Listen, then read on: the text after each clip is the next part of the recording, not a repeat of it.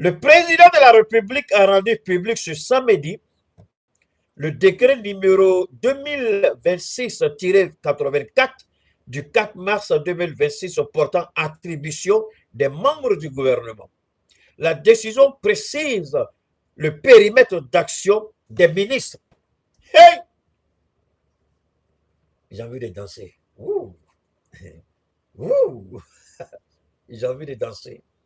Écoutez le français, il est limpide, il est clair, il est précis. Limiter les champs d'action de chaque ministre.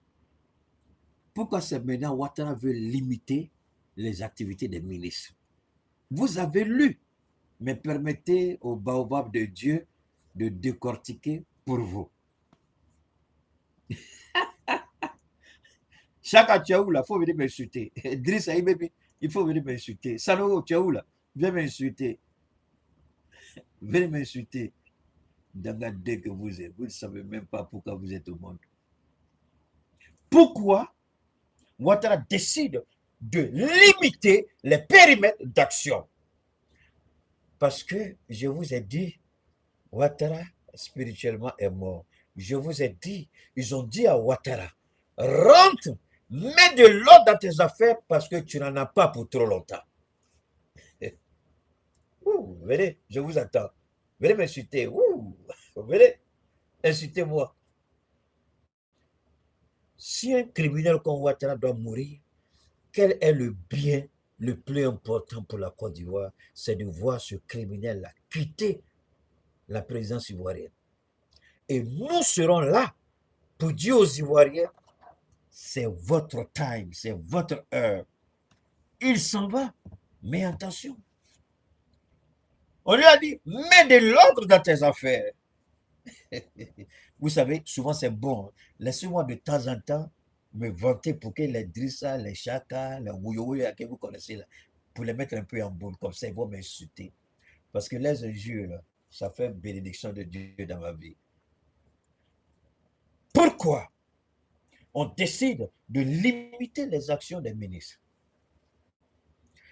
Parce que Ténèbres Birahim doit imposer d'abord sa marque. Tous doivent se référer à lui. Il faut que Ténèbres Birahim monte en puissance. Aucun ministre ne peut prétendre quoi que ce soit sans se référer à Ténèbres. Je n'ai pas encore lu le test. Hein. Donc, où se trouve le vice-président?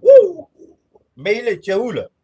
C'est là Meïlé, c'est là que Meïlé. C'est pourquoi je vous dis, avoir diplôme, là, pour moi, ce n'est pas un problème. C'est zéro, c'est un papier vide. Ce qui donne de la valeur au diplôme, c'est le caractère de l'homme qui a le diplôme. Le diplôme dit, voilà votre niveau d'études. Ça s'arrête là. Mais comment le diplôme peut changer votre vie? C'est votre caractère. C'est votre détermination. C'est la capacité de vous projeter dans votre diplôme et permettre au diplôme, non seulement vous valorisez votre diplôme, mais vous valorisez l'être que vous êtes. Quand on vous enseigne dans les écoles, dans les universités, on ne vous dit pas tout ça. On vient, on fait les grandes cérémonies, vous avez le diplôme et puis vous êtes parti. Mais ça ne suffit pas. I'm so sorry, ça ne suffit pas. Mais il est aujourd'hui devrait avoir honte parce que Ouattara vient de désavouer et son premier ministre et son vice-président. Mais pourquoi il reste alors en fonction? Tu me fais ça. Enfant de Gaussou Keïta, j'ai dit merci, monsieur le président Alassane Ouattara. Est-ce que je peux rendre ma démission? Et puis je rends ma démission et puis je suis parti. Mais il ne peut pas rendre la démission parce que tous ont été piégés quelque part. Il y a quelque chose sur eux tous. Donc ils vont rester là pendant que Ténèbres Birahim va faire son petit malin sur tous. Ténèbres Birahim, c'est un inculte.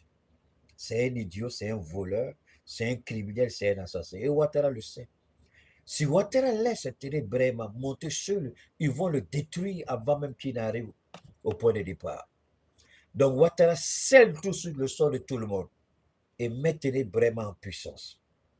Personne n'est au-dessus de Ténèbres Birahim à part Alassane Ouattara. Même pas le vice-président, même pas le premier ministre, membre, bon, celui c'est un plaisantin. Dans la nouvelle architecture gouvernementale, le numéro 2 du gouvernement s'impose comme un acteur clé de la coordination de l'action publique et de la stabilité nationale. Vous savez les mots là.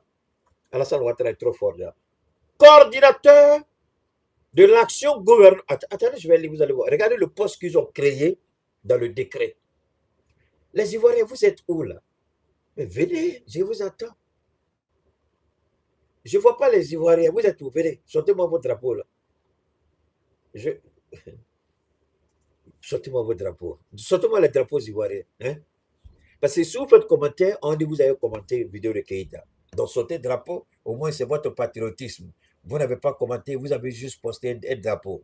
Au moins l'idiot de procureur Koko Taïla ne peut pas vous attaquer. Mais attendez, on revient. Je reviens, je vais relire pour vous. Tenez Brahima Ouattara désormais au centre du dispositif étatique. Dans la nouvelle architecture gouvernementale, le numéro 2 du gouvernement s'impose comme un acteur clé de la coordination de l'action publique et de la stabilité nationale. Coordination de l'action publique et de la stabilité nationale. Je vous ramène en 1989. Le président de la commission interministérielle, c'était qui? Alassane Ouattara. Je vous dis que tout le programme de Ouattara là, repose sur tout ce que vous a fait subir à Ouattara quand il a découvert qui était Ouattara et puis il a commencé à se rattraper là. Je vous ai dit que Ouattara va tout appliquer ça. Et je vous ai dit.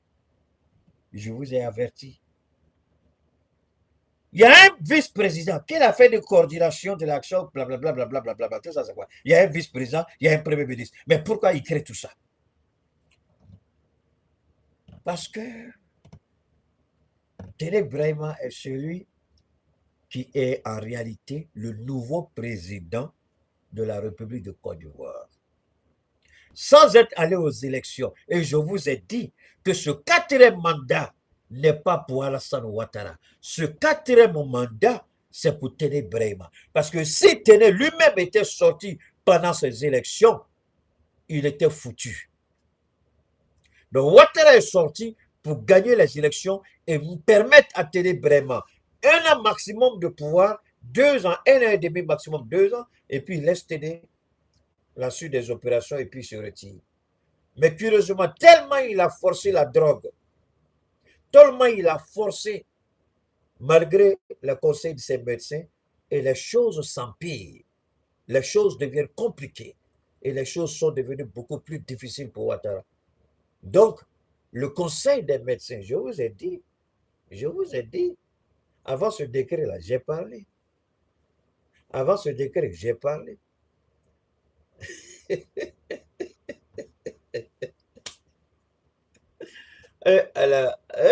Avant ce décret, j'ai parlé. Je continue.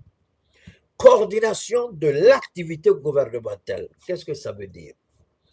L'article 2 du dit document stipule clairement que le vice-premier ministre assiste le premier ministre dans l'animation et la coordination du travail gouvernemental.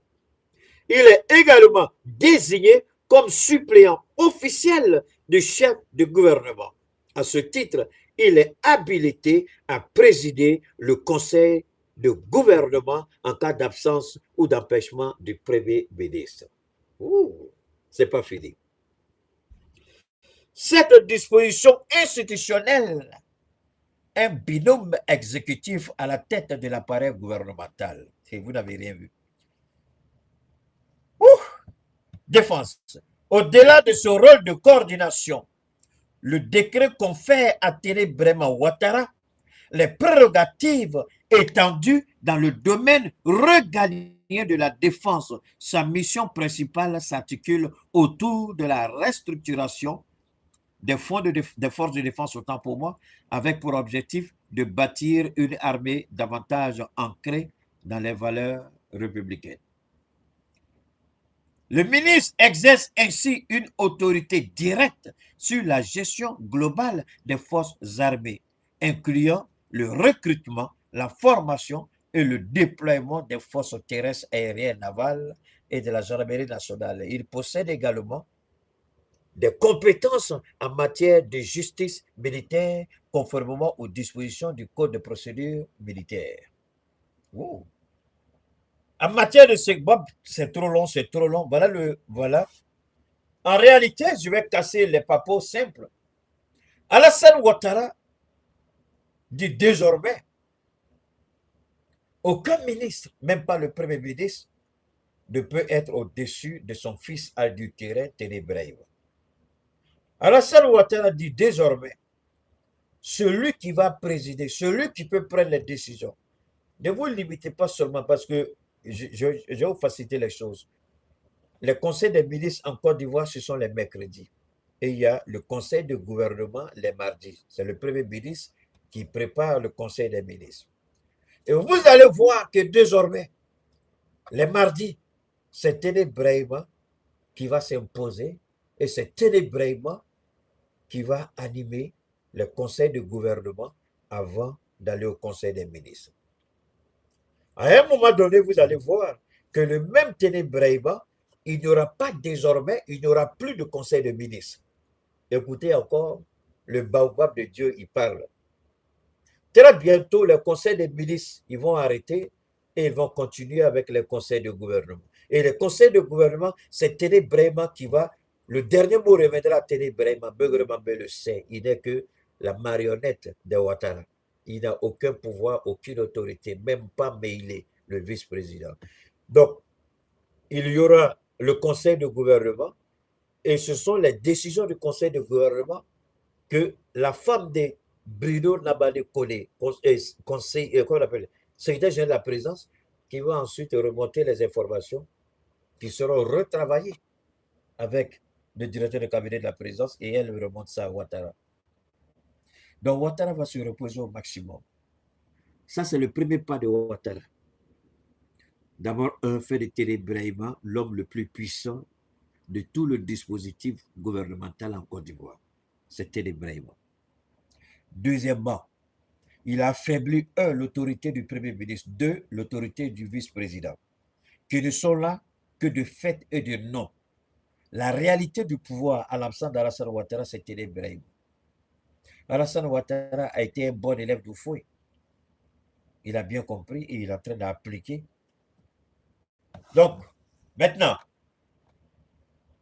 Ténébrève est le véritable président actuel. Ténébrève sait que son père Ouattara n'en a pas pour trop longtemps. Ténébrève a la certitude que son père n'en a pas pour longtemps. Donc, en permettant à Ténébrève, ça c'est le premier pas de Ouattara, d'avoir une importance politique au niveau étatique. Ouattara, c'est un joueur de cartes. Ouattara, c'est un joueur d'échecs.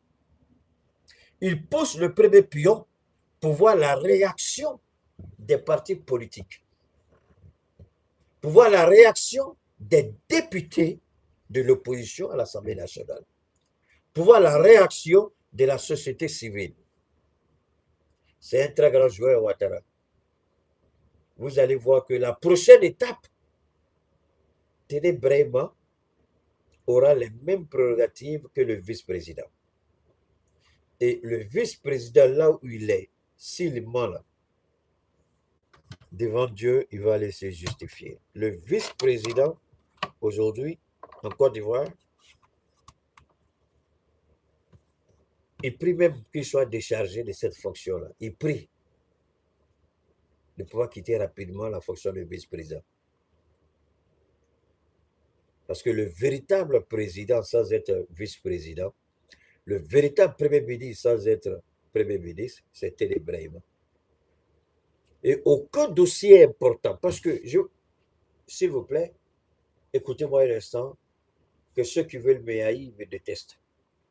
Et ceux qui veulent m'insulter, qu'ils m'insultent.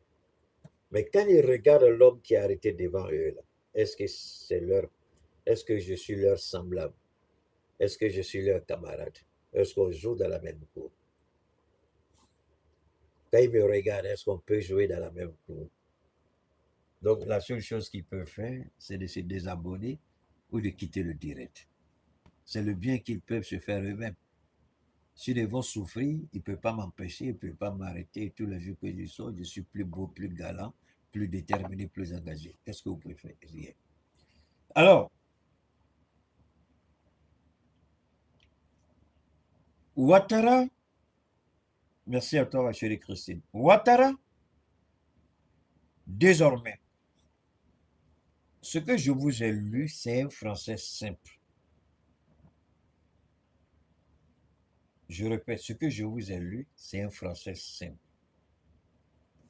Il y a la lecture et il y a l'interprétation. Je répète, il y a la lecture et il y a l'interprétation. J'ai lu, mais comment interpréter? J'ai lu, mais comment comprendre? Ce que j'ai lu, la petite et la toute simple interprétation qui ne vaut pas que j'en fasse des milliers d'heures en parler. Désormais, Téné Bréma est le président régent. Le français, oui. Il est désormais Téné Bréma. Ce décret lui donne l'autorité présidentielle. Désormais, il n'est plus vice-président de par ce décret. Désormais, il agit comme président de la République, au-dessus et du Premier ministre et du vice-président et de n'importe quelle autre personne. Aujourd'hui, il est le seul, en dehors de Ouattara lui-même, il est le seul à prendre des décisions si Ouattara est dans l'incapacité ou l'indisponibilité. C'est clair et c'est net. Désormais, le président de la République de Côte d'Ivoire, celui qui va ordonner à la gendarmerie de sortir contre l'opposition, celui qui va ordonner aux militaires peut-être même de nous attaquer dans l'AES, c'est lui. Donc désormais, le décret ne le dit pas de façon claire, mais désormais, il est le chef suprême des armées. Ok, j'ai dit pour moi, bah, accepter, bon, refuser, bon, j'ai dit pour moi. Désormais, il est le chef suprême des armées. Il n'est pas seulement ministre d'État, il est le chef suprême. Et il peut ordonner à l'armée aujourd'hui de faire ce que lui, il veut. Parce qu'il a déjà reçu le mandat clair et net d'Alassane Ouattara. Aujourd'hui, il peut demander aux services de renseignement de traquer tous les opposants, ordonner leur arrestation et les jeter en prison. Aujourd'hui, il est véritablement le président intérimaire de la Côte d'Ivoire avec toutes les prérogatives d'un président en exercice. Même pas le vice-président ne peut tenir devant Téné Bréma. Merci Christine. Même pas Beugre Mambé, ce vieillard-là qui n'a pas honte. Moi, je regarde Beugre Mambé et puis je regarde les enfants de Beugre Mambé. Je pose la question, votre papa, là, vous n'avez pas honte? Je regarde Meilé, je regarde ses enfants. Quand vous avez un père comme ça, vous n'avez pas honte? Parce que vous savez, moi, je vais vous faire une confidence. Nous, quand nos enfants se retrouvent, par exemple, je suis le seul très souvent, quand j'arrive, tous mes neveux, nièces, ils aiment être autour de moi pour parler. Parce que ils voient en moi des qualités, ils voient en moi des valeurs. Et s'asseoir et causer avec moi, ils aiment ça. Ils aiment ceux qui peuvent venir à la maison, ils viennent, ceux qui mais si j'étais un père vendu, corrompu, aucun d'eux ne va s'approcher de moi. Parce que je ne mérite même pas leur respect. Mais quand je regarde Meilé, il sait comment il est traité. Tu ne sais pas pourquoi. Quand tu regardes ton âge, là, tu peux encore avoir l'âge comme ça, là, tu vas mourir dans quelques jours. Là. Tu peux quitter le pouvoir. Ça te fait quoi si tu t'en vas? Beugre Babé, c'est quel argent tu n'as pas vu? C'est quel pouvoir? Et puis tu es encore là. Dieu se sait. Duncan nous a montré comment un premier ministre est traité par Téné Bréma. à l'exception de Soro Guillaume, Ahmed Baghayoko nous a montré comment un premier ministre est traité par Tene Birahima.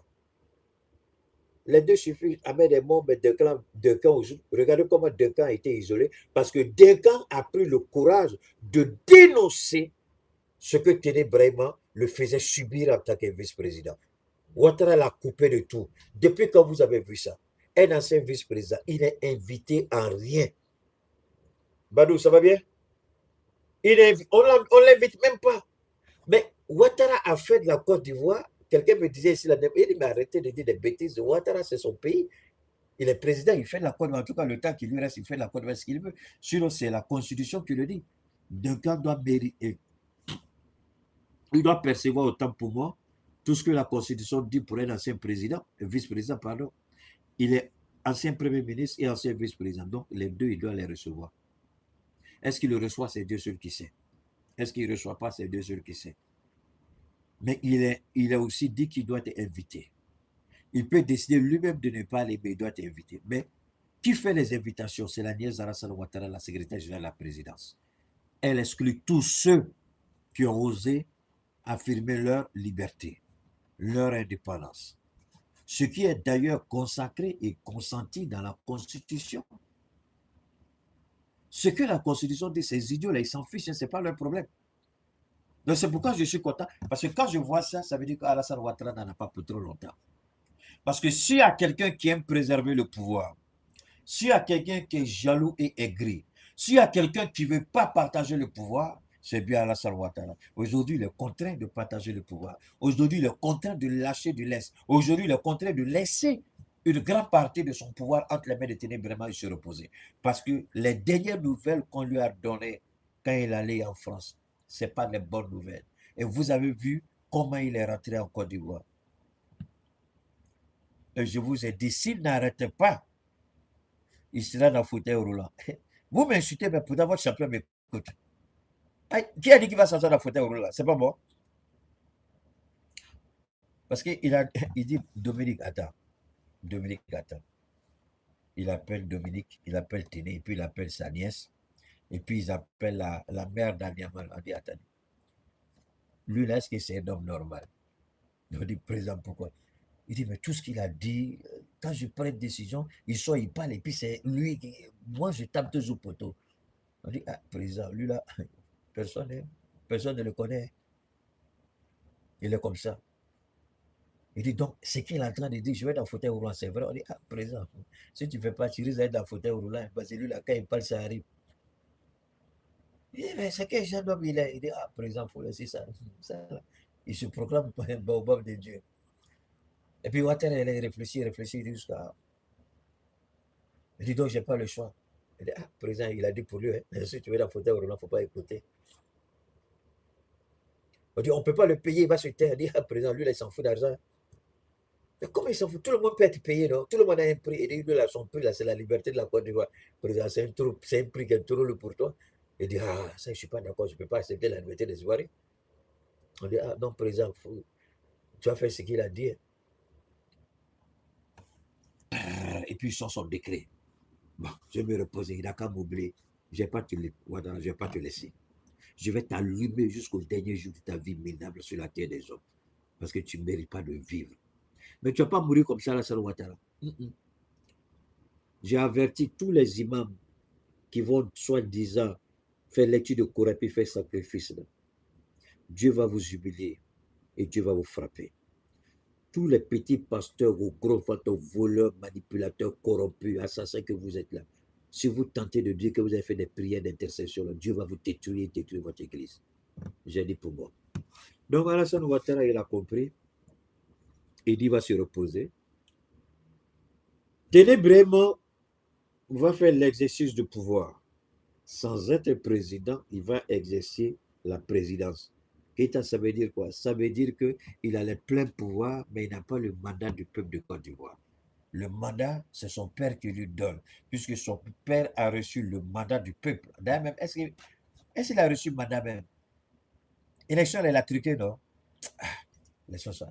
Donc, Tene Birahima, qui n'a aucun mandat législatif, aucun mandat constitutionnel, aucun mandat électif.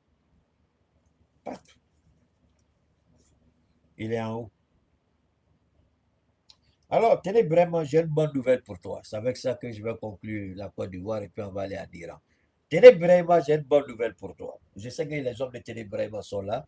Je sais que la DST est là. Je sais que les faux bidis avec les faux comptes, vous êtes là, c'est pas grave. Je vous accepte comme ça. Alors, tenez vraiment, voilà. Tu es malade, tenez vraiment. Tu es malade. Si tu n'arrêtes pas, ton père vient te donner plein pouvoir. Mais ce pouvoir-là, tu ne vas pas en profiter. Wow. Et tu vas empêcher Ouattara de dormir encore. Je répète ce que j'ai dit. Tenez vraiment. Le pouvoir que Ouattara t'a donné, tu ne vas pas en profiter. Parce que Dieu a un sérieux problème avec toi. Parce que tu es un mécréant, tu es un criminel, tu es un assassin. Tu as tué des époux et puis prendre leurs femmes. Tu as tué des hommes pour épouser leurs femmes. Tu as rendu des hommes comme incapables, impuissants. Tu as détruit leur vie et puis tu as fait de leurs femmes tes copines. Donc tout ça, tu vas payer ténébrèvement. C'est pourquoi je demande au baoulé de Toumoudi, là, demandez à votre Raymond Doudou, là, qu'est-ce qu'elle a fait de son mari. Elle sait ce qui lui est arrivé. Il n'est pas mort comme ça. Quand elle est rentrée au RHDP, là, tous les hommes bavaient. Moi, je me rappelle la première fois qu'elle est passée à une émission de télé aux États-Unis, tous ceux qui ont vu ont crié, ont dit, c'est pas là, il y a femme comme ça en Côte d'Ivoire. Et tenez vraiment, le premier jour, il a vu la femme, il a dit, papa, ça, je ne peux pas la laisser. Et Dieu sait comment son mari est mort. Tenez vraiment, tu peux faire tout ce que tu veux, hein, mais ce pouvoir, tu ne vas pas en profiter. C'est tout ce que je peux te dire. Ce pouvoir-là, ivoirien, la bonne nouvelle que je peux vous annoncer, la voici. Ouattara croit qu'il a pris un décret et que ce décret va gérer les choses. Ce que j'ai dit par rapport à Amadou Gon Coulibaly, je le répète par rapport à Télébrahim. Le cycle, écoutez bien ce que je dis, le cycle de la fonction présidentielle accaparée par les Ouattara, c'est le dernier cycle qui est là. Ce n'est pas évident. Les militaires qui se cachent pour m'écouter, là, ils mettent écouteurs pour ne pas qu'on sache qui me regarde. Souvent, les militaires, ils ont leur téléphone, ils sont en bas de leur lit, ils ont écouteurs, ils m'écoutent, on ne sait pas que c'est moi. Alors, militaire, ça vous intéresse, ce que je vais dire. Mais comment tu sais qu'on fait ça? Parce que je suis en train de vous voir en train de faire ça. Alors donc, beaucoup de gens se posent des questions. Et Ouattara a fait ça. Ouattara va tester la loyauté des militaires. Donc, je vais dire aux militaires, ne faites absolument rien. Je demande encore à l'opposition politique, ne dites absolument rien. Ouattara veut voir. Et tous ceux qui vont sortir les têtes là, Ouattara va les couper tous. Et tous, sans exception. Ouattara va vous tous vous envoyer en enfer. Enfin, enfer au paradis, c'est Dieu qui va choisir. Mais Ouattara va vous liquider vous tous. Je répète, peu importe les militaires, faites comme vous n'avez rien vu. Faites comme vous n'avez rien entendu. À l'opposition politique, faites comme vous n'avez rien vu. Faites comme vous n'avez rien entendu. Ce premier pas de Ouattara, je l'ai dit, je le répète, c'est pour observer et voir les têtes qu'il faut couper. En faisant ça, Ouattara, dans un premier temps, veut voir tous ceux qui vont s'opposer à Ténébrahima, il va les liquider tous. Pour que la voie soit libre pour Ténébrahima. Donc, je répète à l'opposition politique, ne dites rien, ne faites rien et ne commentez même pas. Je demande aux militaires, les véritables militaires, les véritables patriotes, ne dites rien. Faites comme si rien ne s'est produit. Parce que Ténébrahima a infiltré l'armée à un tel point que vous n'avez aucune idée. Il y a des caméras qui sont souvent dans vos dortoirs, ceux qui sont dans les casernes militaires. La plupart des bureaux où les hommes contrôlent des unités d'opération, il y a des caméras qui vous surveillent là-bas. Je suis sûr que quand vous allez aller demain, vous allez ramasser tous les meubles dans votre bureau pour voir qui m'espionne, qui fait quoi. Mais n'oubliez pas que Alassane Ouattara a fait venir les plus grands espions du monde, les anciens officiers de renseignement au niveau du Mossad, le renseignement israélien. Donc vous êtes espionné à un niveau dont vous n'avez aucune idée. Il y a des, il y a ce qu'on appelle, il y a des espions dans vos téléphones. Donc, ça, c'est fait à dessein. Cette nomination, ce décret est fait à dessein.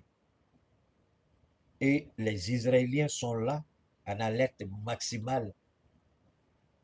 Même dans les conversations téléphoniques, ne vous avisez pas. Parce que si vous commencez à parler, je ne sais pas ceux qui ont déjà parlé, votre sort est déjà scellé, ça c'est certain. Ceux qui ont commencé à parler, votre sort est déjà scellé. Ceux qui n'ont pas parlé, qui avaient l'intention de parler, ne dites rien. Ténébrema a infiltré. Et comment ça va fonctionner? Je remercie à l'Éternel qui me montre le plan de Ténébrema. En plus de Ouattara, Ténébrema a activé ses hommes dans les unités. Ténébrema, je répète, a activé ses hommes. Ils vont venir poser des questions. Ils vont faire si comme il n'est pas Ténébrema. Écoutez, vous allez sauver la vie de vos maris, de vos enfants, de vos frères, de vos beaux-frères, de vos camarades, de vos amis. Il y a des militaires qui vont venir soulever le débat. Dites-leur de ne pas rentrer dans le jeu. Ils vont faire ce comme ils sont contre pour attirer la bouche des gens, pour voir ce que les gens vont dire. Vous parlez, vous êtes mort. Pourquoi je ne suis pas à 1 million de messages de partage en Côte d'Ivoire? Pourquoi je ne suis pas à 1 million? Je suis en train de sauver des vies ici. Là. Je devais être à 1 million, là. À 1 million de vues, bon. Mais 1 million de partages, je suis en train de sauver des vies. Parce que vous ne savez pas ce décret-là, ce qui est derrière ce décret. C'est pourquoi je vous ai dit, il y a la lecture littérale et il y a la compréhension, il y a l'interprétation. Donc, la deuxième partie de l'interprétation, c'est ce que je suis en train de vous donner. Tenez, Brahima va activer ses hommes, et au niveau de la gendarmerie, et au niveau des différents camps militaires, les casernes, les regroupements militaires. Il a des hommes infiltrés un peu partout. Des gens qui vont venir vers vous pour faire croire que eux, c'est la République. Ça, c'est pas normal. On ne peut pas faire ça. Ils viennent attirer ils veulent manger piment à votre bouche. Vous parlez net, pop, vous êtes parti. Et tenez, Brahma ne se fera pas prier pour vous liquider. Tous ceux qui seront arrêtés, tous ceux qui seront reconnus, vous allez passer tout à l'heure, vous avez entendu quoi? Même la justice militaire désormais répond de Télé Brahma. Alors que la justice militaire ne devait pas répondre d'un simple ministre. Mais on vous dit, même la justice militaire va prendre les instructions avec Télébrahima. Vous ne comprenez pas encore? Keïta a fini de parler, le Baobab a parlé. Accepter, alhamdulillah. Refuser, alhamdulillah. Lui, il s'en fout, il donne son message et puis il avance. Ténébrahima, désormais la justice militaire. Avant même, toute la justice était aux ordres de Ténébrahima. Maintenant que c'est confirmé par un décret présidentiel, qu'est-ce que vous croyez? Les gens vont venir manger à checker avec votre bouche. Refusez. Ils vont venir vous tendre. Ils vont venir vous tenter. Ils vont venir essayer de mettre quelque chose. Refusez. Ne commentez pas. Dites, nous les militaires, c'est la grande muette. On ne parle pas, ça ne nous regarde pas. Le président a décidé, nous on subit les ordres du président. Parce que vous vous amusez à parler, je vous jure au nom de Dieu, ils vont vous liquider. Parce que Télé Brahima veut voir ceux qui sont loyaux et ceux qui vont s'opposer à lui. Ils vont commencer d'abord au niveau de la hiérarchie et descendre au niveau des soldats du rang. Donc ne vous laissez pas piéger par celui qui va venir essayer de parler. Ils vont venir avec des systèmes de stratégies qu'on leur a enseignés pour essayer de tirer votre langue. Ne parlez pas. Le moment viendra où le signe de Dieu ne trompera personne. Hein, Keïta? Je dis, le moment viendra où le signe de Dieu pour mettre un terme au cycle présidentiel de Ouattara viendra. Et quand le signe viendra, ce n'est ni pasteur, ni prédicateur, ni Baboloro, ni Afingesan, même pas moi. Mais le signe viendra de façon claire et nette. Le signe viendra avec une détermination, avec une force patriotique. Le peuple, vous allez voir le signe à travers le peuple. Dès l'instant, le peuple va commencer à brader et à tuer la peur en lui. C'est le moment. Parce que le peuple ne rentrera plus, peu importe le nombre de morts, le peuple ne rentrera plus tant que Ouattara ne quittera pas le pouvoir. Donc, évitez d'être piégé parce que votre heure viendra. Ne soyez pas pressé, Dieu prend son temps. Tout ce que Ouattara est en train d'écrire, là, comme il a écrit avant, j'ai dit c'est zéro. Là. Moi, je dis encore, ça là, c'est zéro. Ateta Roshi, il va tomber. Même si télé monte, Wallah, il va tomber. Scellez tout. Déplacez même le Mossad. Si le Mossad était assez puissant, pourquoi Israël est en train de perdre face à l'Iran? Si le Mossad était assez fort, pourquoi aujourd'hui les F-35, les Américains, pourquoi aujourd'hui ils sont en train de fuir le Liban? Le Mossad n'est fort que dans une seule chose, les assassinats. Ceux qui sont faibles, c'est eux que le Mossad attaque. Mais une fois que vous développez une force symétrique, une force parallèle, une force égale, le Mossad perd toute sa puissance. C'est parce que les Ivoiriens ne se sont pas encore réveillés que ces idiots qui sont engagés par Ouattara, payés avec l'argent des Ivoiriens, espionnent. L'armée ne fera pas tomber Alassane Ouattara. Ne pensez même pas à ça, ça n'arrivera pas. Ce sont les Ivoiriens qui vont faire partir Alassane Ouattara. Quand je dis Alassane Ouattara, je parle, soit c'est lui, soit c'est celui qui va placer là. Mais la dynastie, le cycle, là, c'est fini. Maintenant, quand, je ne peux pas vous dire de date. Je ne suis pas Eripada, je ne peux pas donner de date. Comment le signe, tout le monde le verra. Vous allez voir, il y a un signe, il y a un signe avant le vrai signe. Le signe avant le signe, c'est lequel? C'est Ouattara. Ils vont commencer à mettre tout le monde à l'aise. Pourquoi on accepte les Brahim? Ils vont commencer à mettre tout le monde à l'aise. Désormais, vous allez voir que le café cacao sera payé plus vite qu'avant. Désormais, vous allez voir que les augmentations sur les salaires, blablabla, vous allez voir qu'il y a beaucoup de choses qui vont commencer à changer. Parce que tu ne peux pas amener ton fils au pouvoir dans la galère. Donc, il faut endormir la conscience avec quoi? Avec l'argent. Et vous allez voir, ils vont commencer à parler des performances par-ci, performances par-là, blablabla, bla, et commencer à projeter télébrièvement devant la scène pour qu'il soit accepté, pour que la figure soit acceptée, le visage soit accepté, pour que l'homme soit accepté. Donc, tout ce que Ouattara fait, tout de suite, on mettra télébrièvement pour dire que c'est la continuité.